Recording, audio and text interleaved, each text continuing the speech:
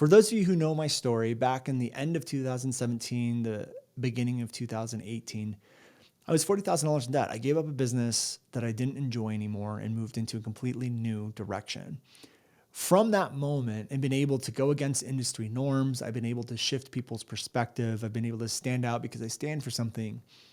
But a lot of people don't really know the full story of how that happened, why it happened, how I see things differently, why I see things differently, because that's what happened. Back in the end of 2017, beginning of 2018, I just started seeing things differently. I became more aware of what was really going on, how my mind worked, how my industry was working, how people in the industry saw things, and I knew exactly how to move them out of it.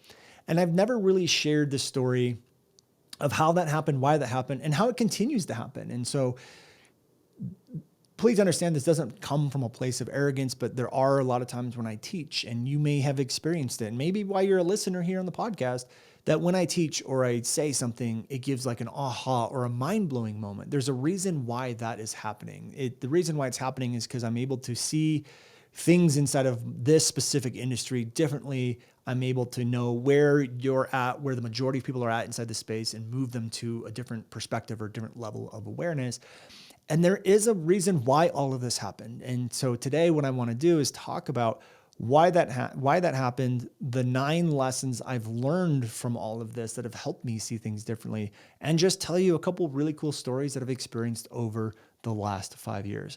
I'm personally really excited for this episode. I don't know why I haven't talked about these topics a lot sooner, but I was sitting in silence one day and bam, this idea of this episode hit me, and I'm just so excited for you guys to listen. So buckle up, put your seatbelt on. We got an hour-long episode for you here about things I probably haven't talked about too much on this podcast. So let me know how you like it and enjoy.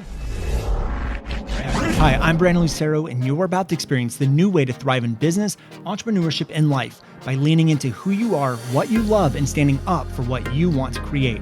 Get ready, because this is where we go against the grain, say no to outdated society norms, and we say yes to change in order to create a happier, more fulfilled world. Welcome to the New Generation Entrepreneur Podcast.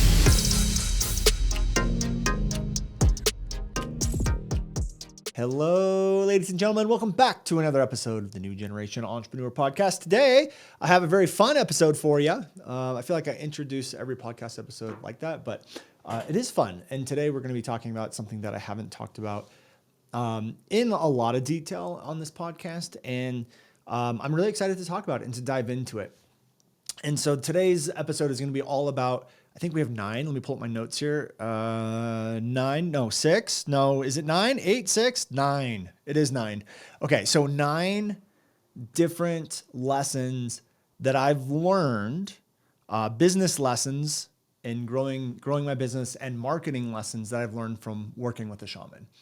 And so, I don't think a lot of people know that a lot of our content and a lot of our even messaging philosophy is based off of concepts that I've learned with working with my shaman, Don Xavier, who is beyond just a normal shaman. I won't get into the details of all that stuff, but a lot of people work with him in the space. There's a lot of people like James Wenmore, Jim Thornton, Catherine Sankina, and I've been working with him for like the last 5 years. Now, before I dive into this episode, I do know that we have a lot of different people with a lot of different belief systems. So before I dive into this episode, I just want to be very upfront and clear that this is not me saying that any other belief system other than what I have is wrong, not right, whatever.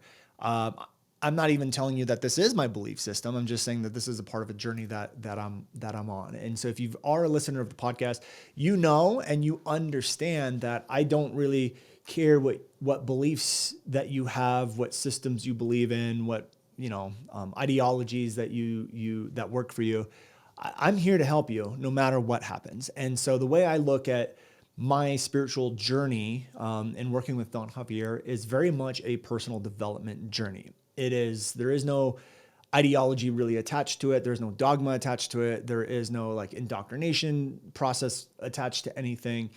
There is no like group or rules that you have to follow. This is a self-discovery process. And in working with a shaman, he's able to move beyond the five senses that we have and open up awareness and bring realizations and bring downloads and allow me to see things that I normally didn't see. Like he can put a mirror in front of me and I can see blind spots that I had that I didn't know I had. And so it's basically like a personal development journey on steroids. But a lot of the understandings, a lot of the way I see the world, a lot of how I market, a lot of the lessons that I teach you stem from Don Xavier, and they stem from a lot of these lessons. And so the way I look at it is a lot of this is ancient wisdom. They are a lot of his concepts and what he talks about and what he teaches us are Toltec wisdom, Toltec lessons, Toltec teachings, which if you've read the book, The Four Agreements from, oh gosh, what's the guy's name? Don something. Those are Toltec wisdoms. It's the same type of philosophy. If you've read the book, any Carlos Castaneda books, so like the teachings of Don Juan, which are pretty well known, Don Juan was Don Javier's Don. And for me, Don Xavier is my Don. And so Don isn't his actual name. It's more of like a title or ranking, so to speak, for lack of a better explanation. And a lot of the Don Juan teachings are things that we get taught, but it's not just about getting taught these lessons and him giving us these teachings. It's integrating these teachings into our everyday life. So things like losing attachment, which again, isn't necessarily just Toltec wisdom. That's, I mean, a lot of monks and Buddhist beliefs and stuff talk about losing attachment. A lot of people talk about losing attachment. But I do have 9 lessons here that I want to go through, but I just wanted to give you the context of how a lot of this stuff works and my perspective on it before we dive in. Just because I know we have people that, like may have a religion that works for them or this works for them. And so I just want to be upfront. No way trying to tell you like, this is what you need to do. This is no way of a threat on any of your belief systems. And to be honest with you, none of this is even about beliefs. This is not about any of that. It's about just, I'm going to teach you lessons that I've learned from Don Xavier and the work that I've done with him over the last 4 years and just show you how it's been integrated into the work that we do. And I'm going to go through the lessons. So in working with Don Xavier, there's something, the main thing, the biggest aha, I remember when I first started doing work with him, the biggest thing that I started to realize is, again, he'll open up awareness. So he'll make you aware of things you didn't see before. You can start to see things from a different perspective. You start to see how your thoughts are formed, where they're formed. You actually start to question a lot of things. And so the very first lesson that I understood was that everything that we believe to be right, wrong, the way it is, how it's supposed to be, is all made up. It's an illusion. And so what I mean by this is like, I'll translate it in the form of business is you guys know that one of the reasons why, or one of the things that we stand for is this idea that how-to content is not how to build a business online. I just don't think that's the most effective way anymore. It will work for some people. Like if you go on YouTube and you learn how to like become the #1 ranked person for certain terms and things like that, like I would say there's 1 to 5% of people inside of their industry that can thrive off of how-to content, but 95% of people, it just won't work and it causes you to blend in. And so when I started to work with Don Xavier, I started to realize, wow, I have all of these beliefs around society or the way things are, everything from like, you just need to go to school and you need to go to college and this is how life is and this is what success is, like just things you never questioned before, like advice that you got from people, you just never questioned and you just believed it to be true. And then you form your version of reality and you go, this is just the way it is. And I've just started to question a lot of things and realized like, wow, almost everything in my life and the way I function was just a rule or a law or an indoctrination or a standard or an industry norm or a societal norm that I just took on as a truth and never even asked about it. And then I asked myself, where is this going on inside the industry? And it actually led me to discovering this industry norm of how-to content is not how to build a business online. And I said, there's so many people that just took on that as a truth and they live in this reality where that's true. And I'm like, I don't think that's true anymore. I think there's a better way. And so in working with Don Javier and coming to this, my own realization that I have a lot of these beliefs that are running on my head and I never questioned them and I didn't view them as beliefs, I viewed them as truths. It was like earth shattering. It was like, oh my God, I've lived my entire life just assuming that what everyone did was normal. What my parents told me was right was actually right. And I even questioned what is right, what is wrong. I just went through this whole questioning phase of my life and realizing that I can find that out in my industry. So if you're in our NGM program, like there is an exercise where we go like, what can you question inside the space that people have never questioned before that you think is causing a problem inside of people's lives? Like, let's get you critically thinking here. Let's get you questioning things. And let's see if we can find that industry norm that people haven't realized isn't the right way anymore. And so, for example, you drive down this, another example here, you drive down the street and there's like 25 miles an hour. And it's like, okay, cool. Most people go like, you're supposed to drive 25 miles an hour. And I look at it and go like, why should I only drive 25 miles an hour? Like I get that it's, there's safety regulations and things like that. Like for safety wise, we want to not drive super fast, especially in like residential areas. But the point I'm making is like, I started questioning, like who decided that this was 25 miles an hour here? Like it's someone at some point decided this street needs a limit of 25 miles an hour. And yeah, maybe they're using some sort of like guideline to determine what is safe and what isn't safe. But then I go even deeper than that. Like who created the guideline? Who created the guideline that led us to this 25 mile an hour speed limit? And then when you boil it down, what you start to realize is that some person at some point made a decision or created an algorithm or created a process that created the norm and the standard of what we live today. And 99% of people, my estimate, 99% of people never question any of that stuff. They just go like, oh, that's just the way it is. That's the truth. It's right and correct and proper if you go 25 miles an hour here. And I look at that and go, okay, 25 miles an hour here. Someone at some point made that decision. We all just decided to live by that rule. What if 25 miles an hour is causing problems? Like who's going to question that? Like at what point do we start going like, this doesn't work anymore? And who's going to be the person to be like, this doesn't work anymore?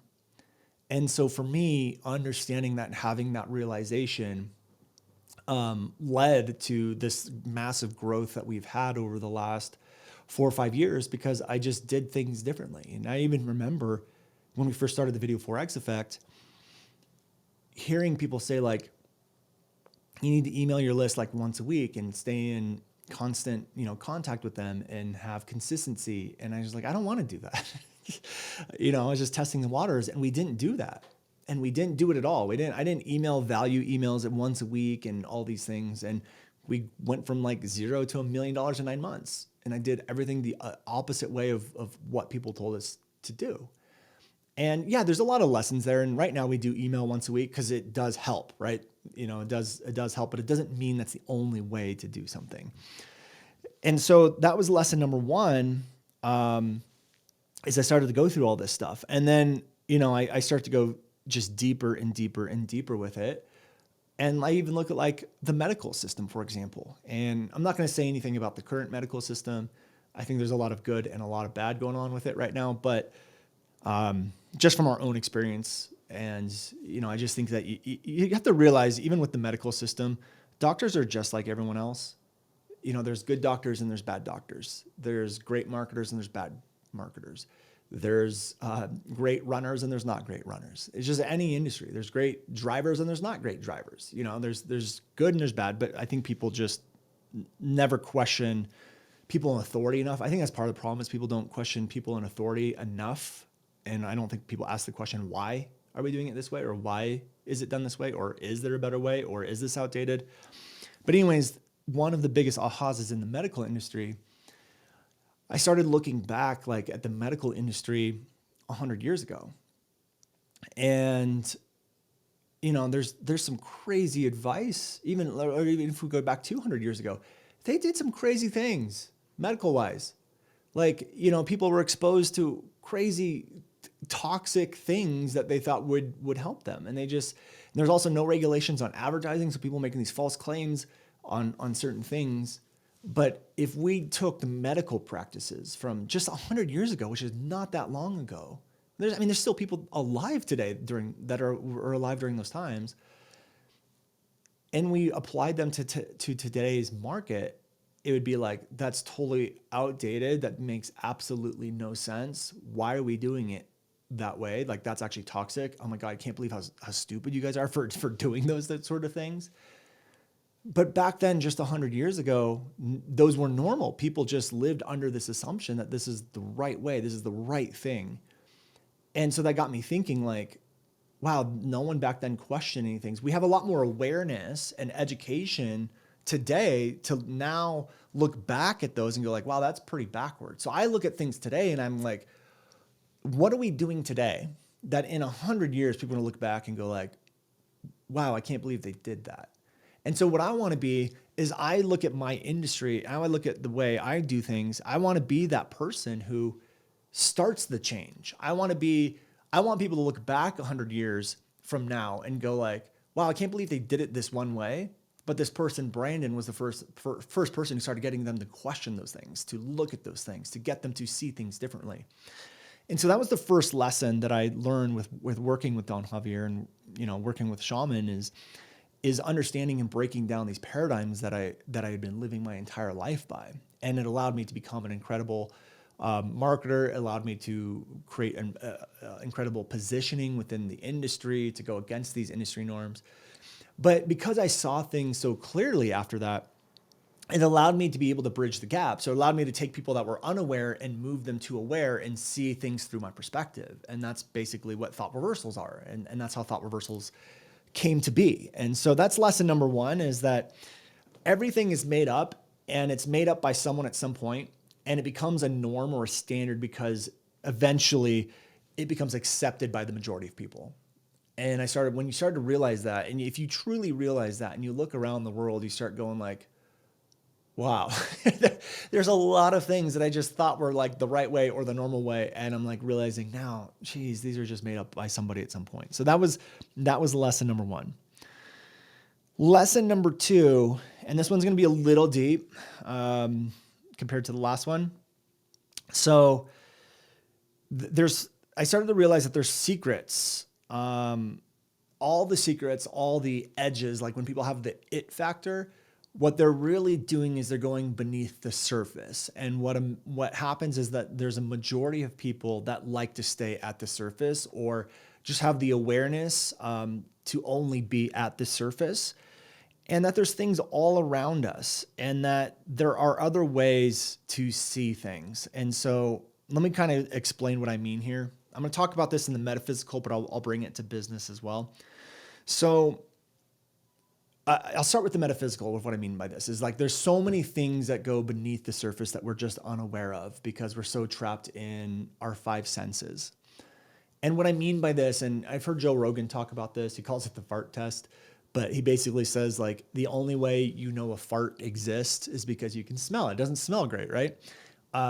So he said, but if we didn't have the sense or of smell, or a nose, or our ability to smell goes away, guess what? That fart, that smell, is such a weird example. Maybe I should have picked a different example. But the point is, it wouldn't exist to us. It wouldn't have entered our awareness. We would not have been aware of it. Therefore, it doesn't enter our reality. Same thing with sight. If you don't have the ability to see, and maybe there's a tree across the road from you, and there's no wind, so you can't hear the wind going through the tree, or you can't hear any leaves drop or whatever, that tree does not enter your awareness. Therefore, for you, in your reality, it does not exist.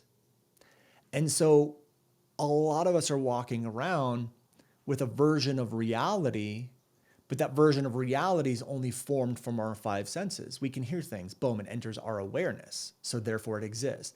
Like a bird chirps, boom, the bird chirping enters our awareness, therefore it exists in our reality. And everyone has their own individual reality. Like right now I'm home alone, which means my wife is out with my daughter, like at the park. I know they're at the park, but there could be a bird at the park that enters their reality that does not enter my reality. So everyone's reality is individualized. And you start to realize, and I have a couple stories here, which hopefully you guys will like, that we're limited by our five senses. And so a lot of us will think something doesn't exist because it hasn't entered our reality yet.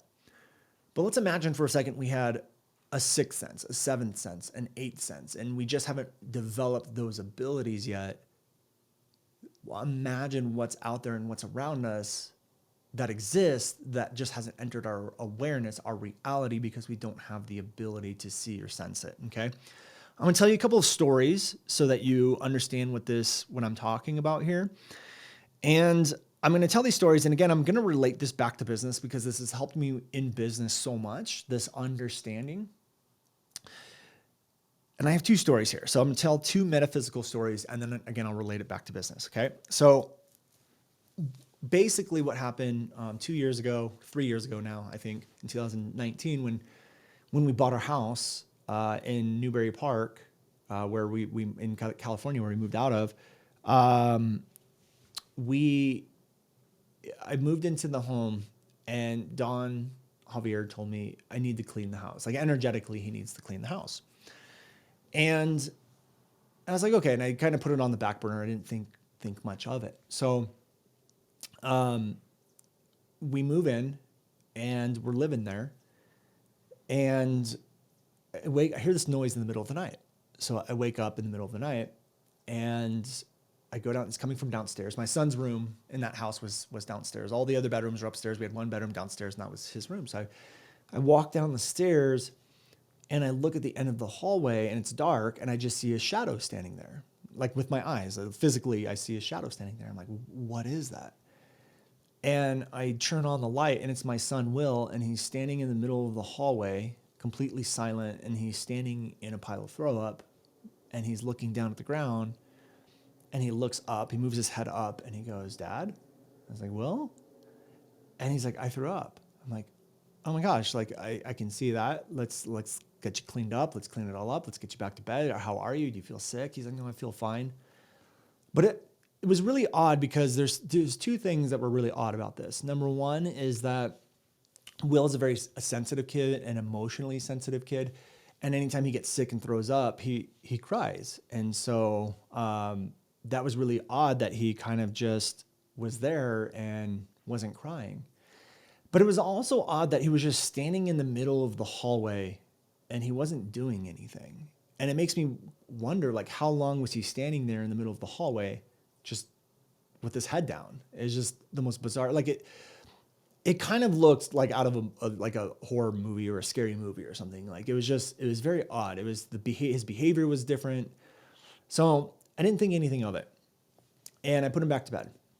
So, nothing happens in the morning. We go to bed the next night. So it's night number 2. And I hear the same noise again at the same exact time. It was like 2 or 3 in the morning. And so I walk down the stairs. I look at the end of the hallway, and Will's standing there again, head down. I turn the lights on. He looks up. He's standing in a pile of throw up again. And I'm like, this is so bizarre. So again, I don't think anything of it. Put him back to bed. And now we're on the third night. So I go back to, we wake up the next morning. Everything's fine. We go to bed that night. The noise happens again at the same time, third night in a row. So go downstairs. This time my wife came with me. We cleaned him up, cleaned everything up, put him back to bed. My wife goes upstairs, and I'm sitting there going like, okay, look, something is going on here. I know that I'm limited by my 5 senses. I need to sit in the silence. I need to open up, and I need to see what's going on. I need to become aware, like, what am I not seeing here? There's something going on here that my 5 senses cannot pick up on, cannot bring into my awareness. Therefore, it's not my reality. What is going on here? So I'm sitting there, and then all of a sudden, I can feel something behind me. I feel something behind me, just as if you are walking and your spouse or friend or someone is next to you. You can just feel their presence next to you. I feel the presence right behind me. And I start walking down the hallway, and I can feel it following me. And again, I turn around and I don't see anything with my eyes, but because I'm aware that 5 senses limit us, I go like, there is literally something behind me. I can effing feel it. I can feel it. I know it's there. So I go up the stairs. It follows me all the way up into my room.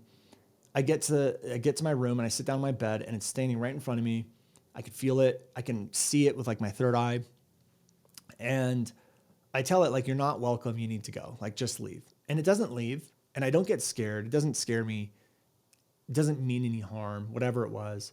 And I said, okay, if you want to stay, whatever, stay then. But I'm going back to bed. But whatever you're doing, you need to stop. And so I go to sleep and I can feel it standing next to me. I go to sleep. And by the way, this is just one of many stories that I have of working with Don Xavier. So many things have happened, but anyways, so I go back to bed. I wake up in the morning, and then I get a message from Jim Fortin, and Jim says that he's like, dude, I was with Don the other night, and he says, I told him about Will getting sick because I had mentioned it to Jim, and he goes, Don looks at me and says, I told Brandon he needs to get the house cleaned, and he hasn't listened to me. So I was like, okay. So then the next day goes by, and I take my wife and I said, you know what? I'm really curious. Let's do this. Let's go to each room of the house, and I'm not going to say a word to you. You don't say a word to me, and let's write down what we feel inside of every room. And for those of you, if you're listening to this podcast, this is probably not you, but there are a lot of people who are like, this energy thing is just not real and blah, blah, blah, blah, blah. No, it's 100% real, because we went into every room, did not communicate anything, and we wrote down exactly how we felt inside of each room. And we literally wrote down the exact same thing in each room. Why? Because we were sensing the energy in that room. And what was really weird is that when we went into Will's room, we both wrote down the same thing: depressed, dark, sad. And every other room in the house was like light, happy, joyful. We maybe didn't say the exact same words. Like, I might have said joy, she might have said happy or whatever. And then we had family come to the house, and everyone's like, I don't know I don't like the feeling in the end of that hallway. And that's where Will's room was. And so the Don said, like, you need to get the house cleaned, because that's what's making Will sick, is he's very sensitive to whatever's going on in the house. And so we're like, okay. So I do all the work, and that was a process, but we do all the work. And while I'm doing the work, I just happen to ask my mom. So my mom is very intuitive. She can tap into a lot of things. She does a lot of like readings and stuff like that, but she's very sensitive to energy. And she tells us, like, okay, there's someone in this hallway. And she goes, there's a spirit or a being or something in this hallway. It keeps roaming the hallway saying, this is my house, this is my house, this is my house. And I was like, okay, that's really weird. Maybe it has something to do with Will getting sick and what Don's talking about getting the house cleaned. Then I talked to the neighbor, and the neighbor's like, oh, because we just moved there. It's like, oh my gosh, we're so glad that you moved in. It was so sad what happened to the family. And now I'm going like, oh, crap. Like, what happened inside this house? And so I asked her, and she's like, yeah, the parents had to take the kids in because their daughter died really tragically in a car accident. And I said, okay, she didn't die in the house. I said, no, but she grew up in this house. And then her kid, once she passed away, her kids had to move in with their grandparents who lived in this house. And that's the house you guys moved into. And I said, oh, okay, now some things are starting to make sense. So anyways, we do the work. I have the Don clean the house. I have to do a lot of work in the house. A lot of like little things that I have to do that Don's instructing me on doing. So we clean the house. The house is good. It's cleaned. It's energetically cleaned. It's connected to the energy grid around the planet. It's like good. And I asked him later, and I'm like, Don, what was going on with the house? And he goes, you had the Walking Dead in the house.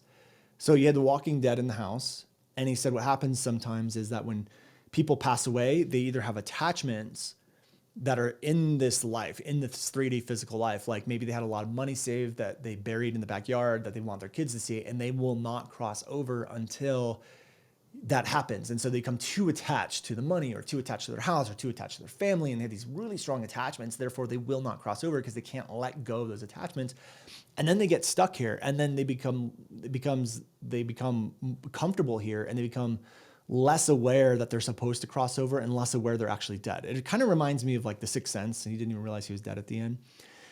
Or he said people will pass away really suddenly, like in accidents, and they don't realize that they're dead. And so he didn't confirm this, but my belief is that the mom who grew up in that home, who died tragically in the accident, kept coming back to her childhood home, was like roaming the hallway, which is like right where Will's room was, and he was getting affected by it, and it manifested physically for him. So I just realized that was a long, I have another story to tell you, and I still have 7 lessons to go. So this might be a really long episode. But the reason why I tell you this story is because there's a lot of things going on that my 5 senses wouldn't allow me to see. Okay. Now, if I look at this at the surface level, most people would be like, Will's sick. My son is getting sick. And so they go, Will's sick, Will's sick. And that's how most parents would look at it, is like, he's just sick. He has the flu. And that's a very surface level way of looking at it. I want to go beyond that. I want to question that. Is he just sick? Is there something else going on? I mean, even like there could have been like some sort of like chemical or something going on inside of the house that we didn't know about. But just to be like, oh, he threw up and he's sick and he has the flu, even though he doesn't have a fever, like it doesn't make any sense. But that's where most people live their life, is they just live very surface level about everything without questioning anything. And so, or they might say something like, I feel someone behind me. I feel something behind me. Oh, it's just my imagination. It's like, no, because you didn't think of that. You literally felt it. You sensed it. You didn't create it. You didn't imagine it. You didn't sit there and go like, I'm going to believe all of a sudden that there's someone behind me. It's like, no, you literally sensed it and felt it. You went beyond your 5 senses. So I'm going to tell one more quick story, because we still have, 7 more lessons to get through. But there was a story where I went to Sedona with Jim and James, and we went for this night hike. And we went out there in the night hike, and we just kind of sat in the mountains of Sedona, the red rocks there at night. And, I'm really just tuning, getting very silent. And then all of a sudden I could feel 3 things behind me, like people standing behind me. And I turn around, and obviously I don't see anything with my eyes. And so I look up on the hill, and I feel 3, I don't know what they were. They felt very good, almost like angelic, but it was 3 beings or 3 things. I could feel the presence of 3 something up on the little ridge. And then all of a sudden I hear in my head, can you see us? Can you see us? And it was a very weird experience, because my belief on it is that they were communicating telepathically with me, but it wasn't my thoughts. It wasn't me creating something in my head. It almost just felt as if I was hearing it with my ears, but it was just in my head and it wasn't really my voice. And I said, no, I can't see you. And then it says, we're going to show ourselves. Can you see us? And I again said, no. In my head, I said, no, I can't see you. And then immediately back, I hear, no, don't see us with your eyes. And I was like, wait, what? And I realized that I had this interpretation or idea of what seeing meant, and seeing meant being able to see it physically with your eyes. And it said, see us differently. And I realized all of a sudden, oh, I have this other sense working right now, because I can see it. I can feel them. And I go, yes, I can see you. And then it says, we're going to show ourselves again. And I said in my head back to them, can I tell him? And referring to James, and they said, no. And I said, I really want him to see. Can I see him? Or can I tell him? And then all of a sudden said yes. The voice said yes. And so as soon as they said yes, I thought in my head, James, turn around and look at the ridge. And right as the millisecond that I said that in my head, James turns around, points his flashlight at the ridge, and he says, we should walk up there. And I was like blown away. Oh my God, why did you say that? He's like, I don't know. I just had this feeling. Turn around and look up there. And so we had this really weird experience. But the reason for me telling you this story is to show you that there's other ways to see things. And so the way that we see things sometimes is very surface level, but we have the ability to go deeper. And the people that have the best marketing, the best messaging, are the ones that question things and are able to go deeper. An example of this and how this translates into messaging and marketing is that when everyone says very surface level, they say things like build the know, like, and trust. Like, how often have we heard build the know, like, and trust, and no one ever gets to the root of how that's done, why it's done, why it works? Well, that's what I started to do. I said, okay, great. Everyone is telling me build the know, like, and trust. It's like, cool. If it was that easy, then everyone would be doing it. Like, what is actually going on when like is formed, trust is formed? When someone knows you, how does someone feel like when they finally know you? And I started to realize, oh, it's about values. It's about beliefs. It's about identity.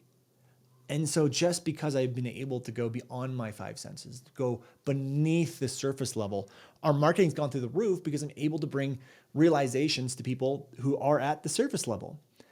And all of us are going to be at, the surface level of certain things. We can't be beneath the surface on everything in our life. And so I know that. And so I'm like, I'm going to go beneath the surface in what I do.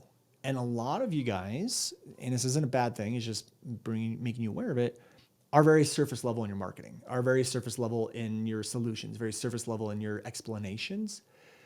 And you haven't figured out how to take other people who are at the surface level and bring them beneath the surface with you. Because when you can do that, it's very mind blowing. It's very like, oh my God, aha moments for people.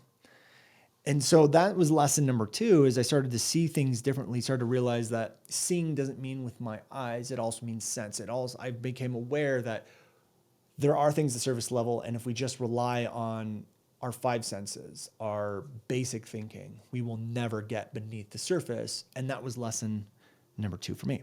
Okay, so one of the easiest ways to start doing that is just ask the question, why? Why does that work? Why do we do that? Why is this? And for me, I'm like, why is Will getting sick? Why is he throwing up without a fever? Why is this happening? And I just get quiet and silent with it, and it allows me to go beneath the surface. Okay. Lesson number 3 is that the subconscious mind can control your life if you let it. This is lesson number 3 that I've learned with working with Don Xavier. And awareness is the key. And awareness comes from being present. And so what I mean by this is that a lot of you guys know that, a lot of you guys know that you have to be, let's just put it this way. A lot of you know that the subconscious mind will control 95% of our decision making. And so we see this every day in our life. You drive to the store that you go to a million times and you're like, how did I even get here? It's your subconscious was taking over. It's been scientifically proven that 95% of our buying decisions are made subconsciously before we even consciously make the decision. And this is the same thing with your life. Everything that we do in your life, everything that you believe, this even relates back to lesson number 1, is that unless you question things, unless you realize that things were made up by someone at some point, your subconscious will just take it in and go, that's the way it is. That's the way it is. That's the way it is. And that's what happens inside the space. Is a lot of in my industry, a lot of people just believe how to content's the way to do it because the authorities tell us that, and we just have to believe the authorities. That's the subconscious mind processing things. And so we make around 35,000 decisions per day. Again, this is all scientifically proven. And we can't consciously make that many decisions per day because it takes up so much energy and glucose that our subconscious starts to automate things. So we start to believe things that authorities tell us. We start to believe things that get repeated a lot. We start to believe things that like if the majority of people around us believe it, we start to believe it to be true as well. And again, that's all scientifically proven as well. In fact, they've done studies where they've taken someone who knew the truth about something, put them in a room for a week with people who believe the opposite of it. And they knew walking into it that those people were wrong and it's not right. And by the end of the week, the person ended up shifting their beliefs because the subconscious takes over and starts to automate a lot of thinking in your mind. And the subconscious will operate out of survival. And so survival mechanism is to fit into a group. So you will literally shift your beliefs, if you're not careful, to fit into the majority or the group. And so when I started to realize this, the number one thing I realized is that when we're present, we become more aware of the things that are automated in our head. So again, when I go back to this whole idea that how-to content is not how to build a business online, I just became aware of like, wow, I was trapped in that belief. And there's a lot of people trapped in that belief, but I became present. And when we become present, we can see the thinking, we can see the thoughts that are going through our mind, and we can make a decision to change it or to alter it. But also what's great about this is that you can look and see what subconscious automations your industry or your niche have that you can stand against or make them aware. And so that's what a lot of my content does, is it's focused on awareness. Let me bring awareness to people where they don't have awareness quite yet because their subconscious has automated some sort of belief. Okay. So hopefully that makes sense, is if you can find those subconscious automations that your audience has, and you know that that's causing them some sort of problem, and you can become aware that like maybe that's not the best thing to do because you're present more often, you can start to create marketing to make them aware. And so most people are operating on autopilot. And even me, I'm still operating on autopilot in a lot of ways, but I try to become as present as I possibly can to become aware of those automations. All right, lesson number 4. Compassion is to do everything and operate with compassion. It's another lesson that I've learned from Don Xavier, is that everything is about compassion and empathy.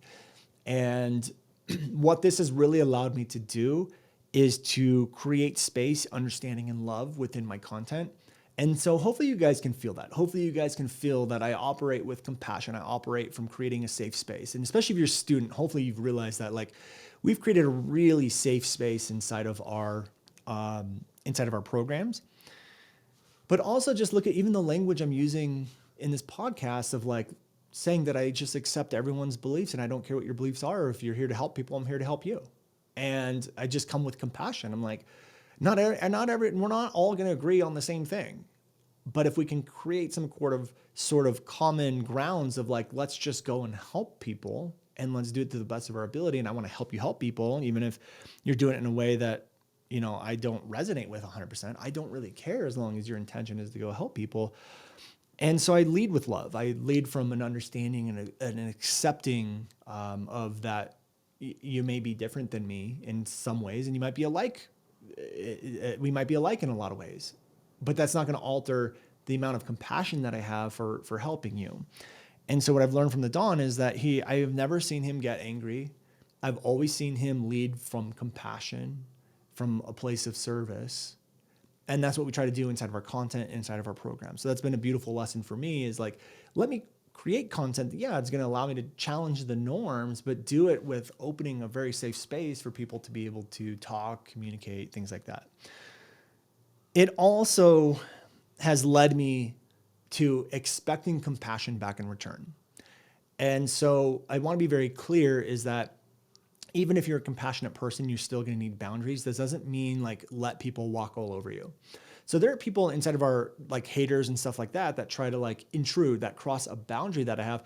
I will have compassion for them and for that person, but it doesn't mean I let them walk all over me. So I will hold my boundaries very clearly and I'll be very strong about them, but I'll still do it in a way of compassion, as much as I can. Like, obviously I'm human. And so, like, I still get into emotions just like everyone else. And so well, I don't actually know if the Don does or not, but I would imagine he's still human. So I'd imagine he probably does, but I just haven't experienced, a lot of those unwanted emotions. But anyways, that compassion has been a great lesson for me that I've learned from the Don. That's lesson number 4. Lesson number 5 is that energy is everything. And the reason why this has worked really well for me specifically, or I guess how it's worked, for us, is that I'm very intentional with the energy that I put out in my content. So if I'm doing a video and I'm very angry in that video, even if I say the right words, that video is not going to land with people. And people may not know why. They can't put their finger on it and go, like, Brandon did this and I don't like it. There's something off with Brandon in this video. I don't really resonate with it. And so the energy that we bring into the content is literally going to be felt by the other person, and they will be reading it even subconsciously, even if they're not aware of it, forming decisions on whether they like you or not. It's kind of like when someone has the it factor. You're like, I just like this person. I don't know why. It's their energy or whatever it is. Energy has a lot to do with content. And so what I always like to do is set my intention before I film something or record something or do a podcast or do a launch or do a workshop. I set the intention because if I have that intention, the energy of that intention carries through in whatever I'm doing. And so I do that as much as I can. And when we look back at that story I told you with my wife and I going through each room and saying, like, hey, what do we feel in this room? We're literally sensing the energy. When we had our friends and family come to the house and some of them were saying, like, there's something off with that room, they're sensing and reading the energy. There's something energetically off there. And they could sense it. They could feel it.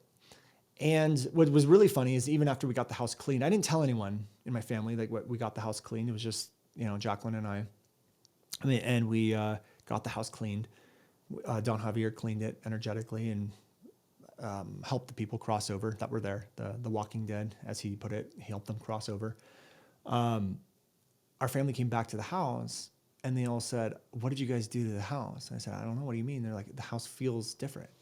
That hallway, that room, it feels good. Like, what did you guys do?" And we're like, "Oh, Don Xavier came in and cleaned the house and da da da da." And they're like, "Oh my God, I can feel a difference."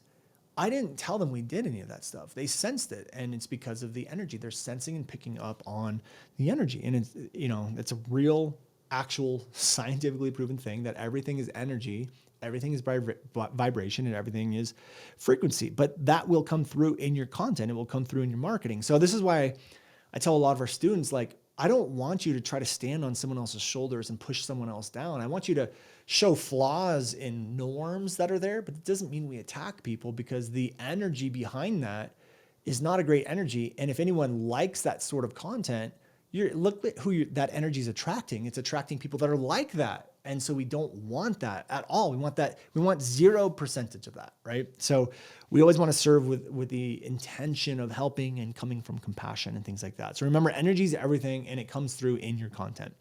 All right, lesson number 6. Everything needs balance, and this means the pendulum will swing equally on both sides. It's something that Don tells us all the time. The pendulum will swing equally on both sides. And I look at kids as an example of this. Like, I'll be honest, and this might be a little bit aggressive. But if you're a parent, I'm sure you understand where I'm going from with this. I would say having kids is one of the worst and best things that's ever happened for me. And I say worst in the sense of like, okay, your ability to just go do things on a whim, your freedom to be able to go and do things on a whim or what you want when you want, kind of goes out the window. Your needs sometimes don't really come first. And so from just the perspective of like, just want to go and enjoy life and do all this stuff, like there's a lot of times you can't. There's a lot of times you're going to be up in the middle of the night.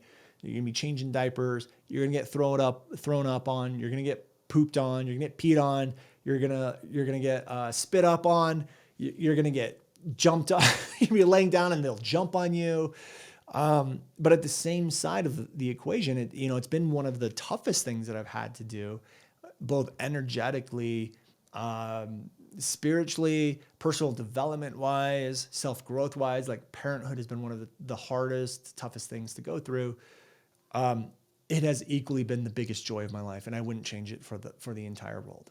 It's been the amount of love that I have for my kids, the love that I get to feel, just the joy that it brings me. The pendulum swings equally on both sides, and I want that in life. I don't want a boring life where there's no problems but no successes. There's no joy. It's just bland all the way through. And movies are the same way. You don't want a movie where nothing happens and everything's fine.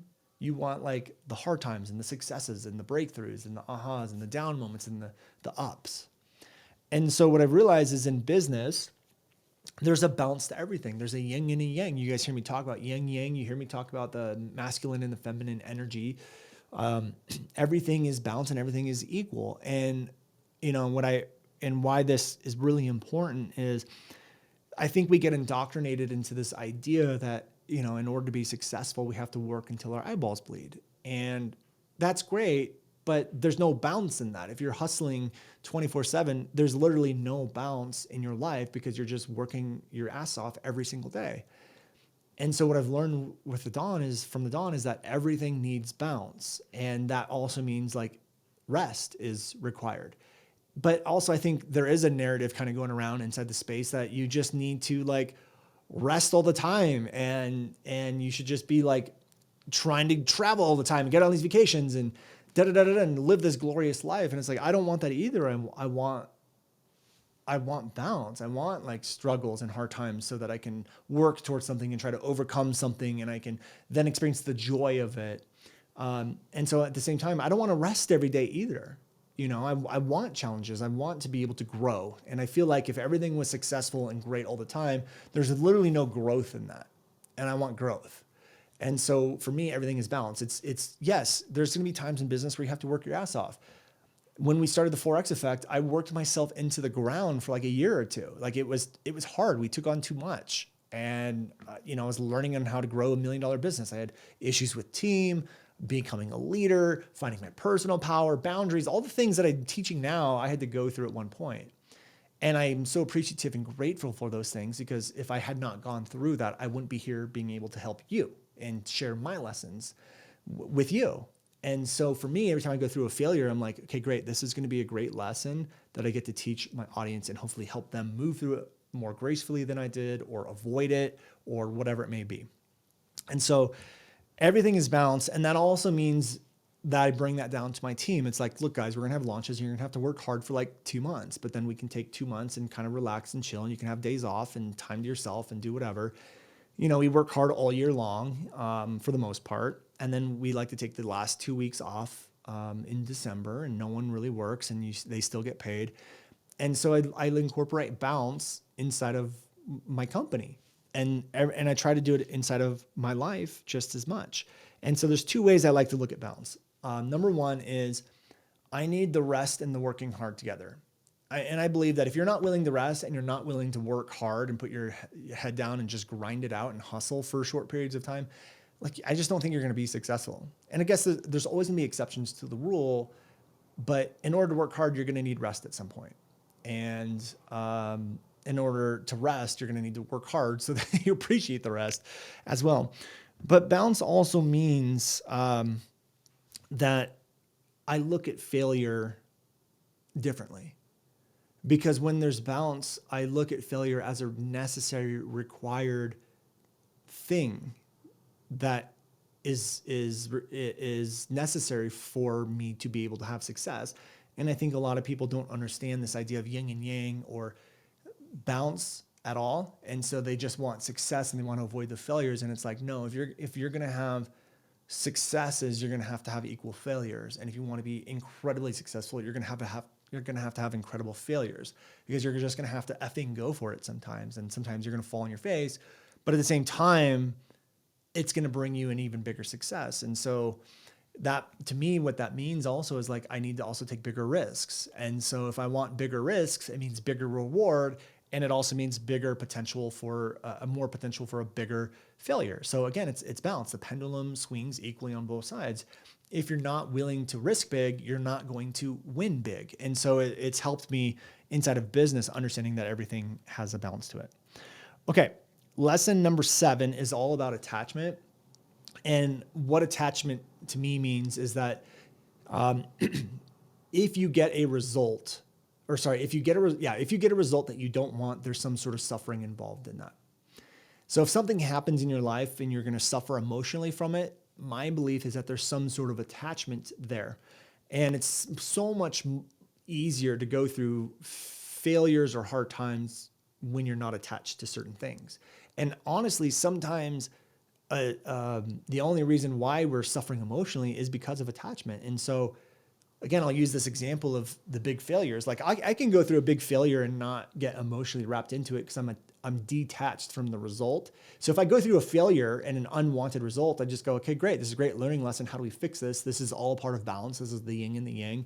The pendulum's going to swing equally on both sides. So I'm going to go through this and fix this issue so that I can have the success on the other side. But I'm getting better and better at not having any emotional discomfort when I go through a failure. And the reason why is because I've worked on losing those attachments. And so and I've done a whole episode on attachments. You guys can look back in our past episodes and watch that episode or listen to that episode. But again, I think that if you're like, where am I attached? Start asking yourself, if I lost this, if this went away, if I didn't have the result here, then would I suffer emotionally from this? And if the answer is yes, then there's some sort of attachment that you can work on letting go. And so letting go and losing attachment has been a huge lesson that I've gotten from Don Xavier, just in life, but I've been able to translate it to business very well. Lesson number 8 is to not give advice. And this one was kind of a shocker for me because I feel like I built a business on giving advice.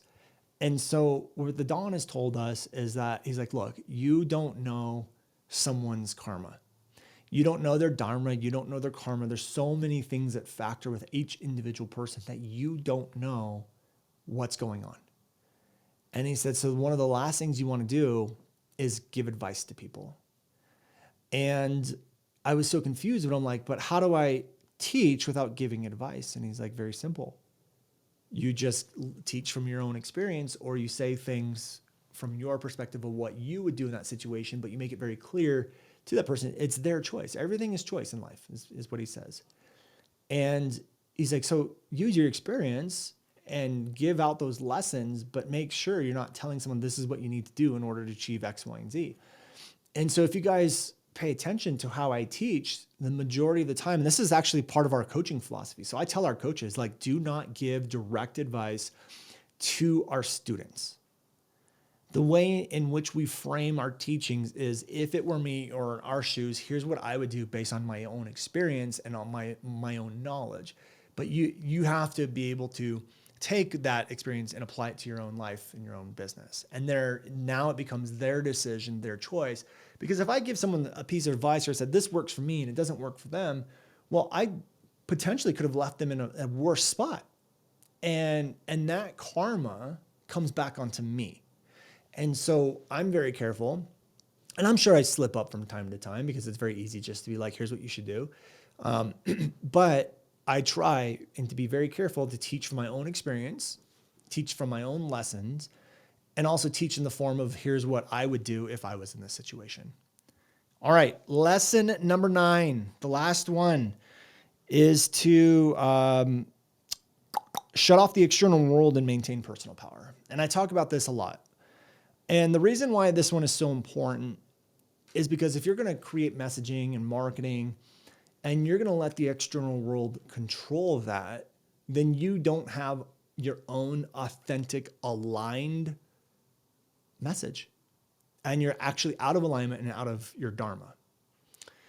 And I see this happen all the time, is that people have something they want to say and they don't say it. They can't be who they truly are inside their brain because they're so afraid of the haters. And so the way the external world shows up in business is, if you're afraid to say something because you're not sure what the results are going to be, but you know you want to say it, you're afraid of haters, you're afraid of what your spouse or your people might think. Even if you start responding to people to try to defend yourself, that's an example of the external world controlling you. And so what I've learned to do is to navigate my own life the way that I want to learn it. And this is what I've learned from the Don, is in order to do that, it takes an intense amount of personal power. And anytime you do something or don't do something because you're afraid of someone or something or result outside of your own internal self, that's you losing personal power. An example of this is like, you want to go do something, but you're afraid to ask your spouse, can I go do this? And you never ask them. You're giving them your personal power. Even they may not be aware of it, but you're losing your personal power. And this happens all the time inside of marketing, business, especially when we have personal brands and it's so personal to us and so important to us, is that people will let the external world control them. And so when I didn't understand this concept when the Don first started talking about it, and I started to realize, oh my God, like this is what I've been doing. And this is one of the reasons why I stopped doing YouTube and teaching Facebook ads. I just realized I was doing it because it made me money and I didn't enjoy it. And I was so afraid of what people were going to think, what my audience is going to think. And I started to realize I'm losing so much of my personal power by maintaining this business, because I literally know that I don't want to do this anymore. So I regained my personal power and made the shift. And in 9 months, we were at $1 million business.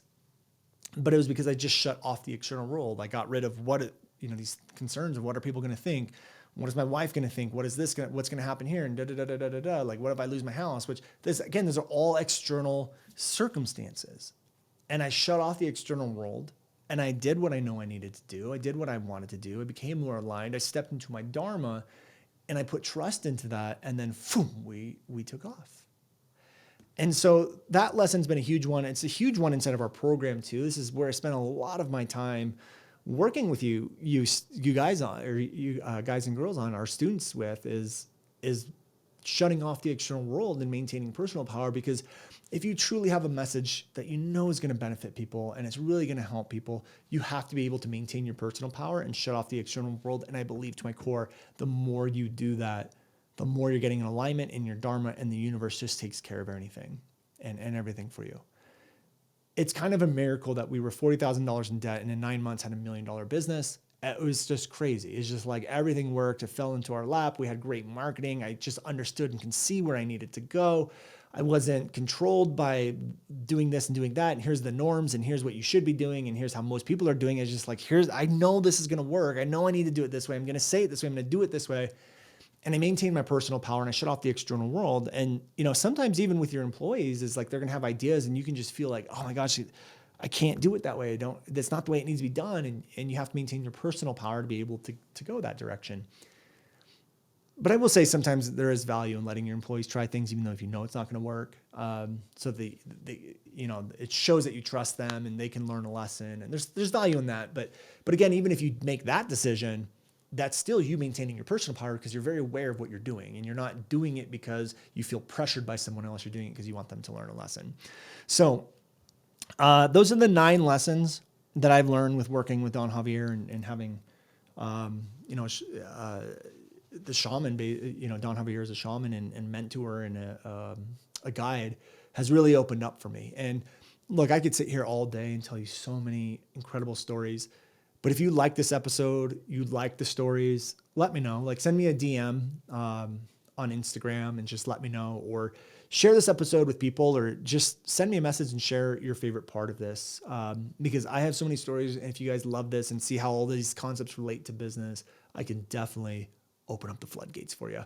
But anyways, this was a great episode. I really enjoyed this. It allowed me to share, really what's going on and how I've come to these understandings of just how business works, how messaging works. Is really, it is a direct result of working with Don Xavier, who was, learned under Don Juan, and it's just been great. So anyways, hopefully you guys enjoyed this episode. If you loved it, again, send me a DM and leave me a review on iTunes. I'd appreciate it so much. And I will see you all on another episode. Take care, everyone. Hey guys, thank you so much for checking out another episode of the New Generation Entrepreneur Podcast. If you enjoyed this episode, go below, hit the subscribe button, and make sure you click on that bell icon and get notified every time we drop a new episode. Now, if you're looking for the show notes, we have them linked underneath this video, as well as our social media handles and some links to free training and offers that we drop from time to time to help you guys even further.